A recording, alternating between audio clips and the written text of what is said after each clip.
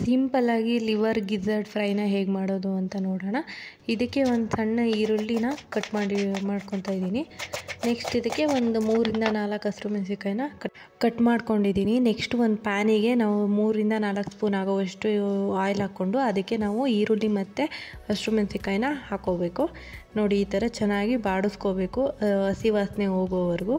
ಸ್ವಲ್ಪ ಈರುಳ್ಳಿ ಒಂದು ಕಲರ್ ಚೇಂಜ್ ಆಗೋವರೆಗೂ ನಾವು ಅದನ್ನು ಫ್ರೈ ಮಾಡ್ಕೋಬೇಕು. ನೆಕ್ಸ್ಟ್ ನಾವೇನು ಲಿವರ್ ಗಿಝರ್ಡ್ ತೊಗೊಂಡಿದ್ದೀವಿ ಚಿಕನ್ನ, ಅದನ್ನು ಕ್ಲೀನಾಗಿ ತೊಳೆದು ಚಿಕ್ಕ ಕಟ್ ಮಾಡಿಕೊಂಡು ಅದನ್ನು ಇದರೊಳಗಡೆ ಹಾಕೋಬೇಕು.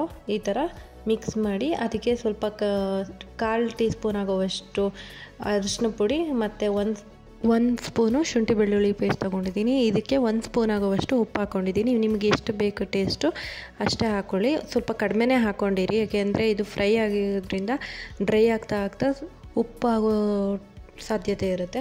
ಸೊ ಸ್ವಲ್ಪ ಹಾಕ್ಕೊಂಡಿರಿ, ಆದಮೇಲೆ ಬೇಕು ಅಂದರೆ ಹಾಕ್ಕೊಳ್ಳಿ. ನೆಕ್ಸ್ಟ್ ಅದಕ್ಕೆ ವಾಟರ್ ಏನೂ ಸೇರ್ಸೋಕ್ಕೆ ಹೋಗ್ಬಿಡಿ, ಅದೇ ನೀರು ಬಿಟ್ಕೊಳ್ಳುತ್ತೆ.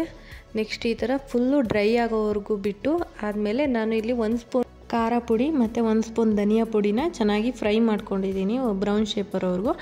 ಆದಮೇಲೆ ಇದಕ್ಕೆ ಮಿಕ್ಸ್ ಮಾಡಿದ್ರೆ ಫುಲ್ಲು ಕಲರ್ ಚೇಂಜ್ ಆಗುತ್ತೆ. ಈ ಥರ ನೋಡಿ, ನೀವು ಎಷ್ಟು ಬೇಕೋ ಅಷ್ಟು ಹಾಕ್ಕೊಳ್ಳಿ, ಇಲ್ಲಾಂದರೆ ಖಾರ ಜಾಸ್ತಿ ಆಗಿಬಿಡುತ್ತೆ.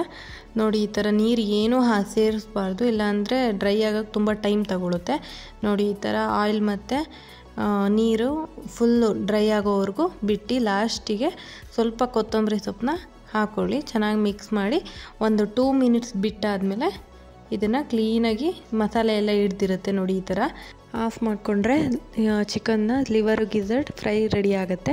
Thank you for watching. Please subscribe.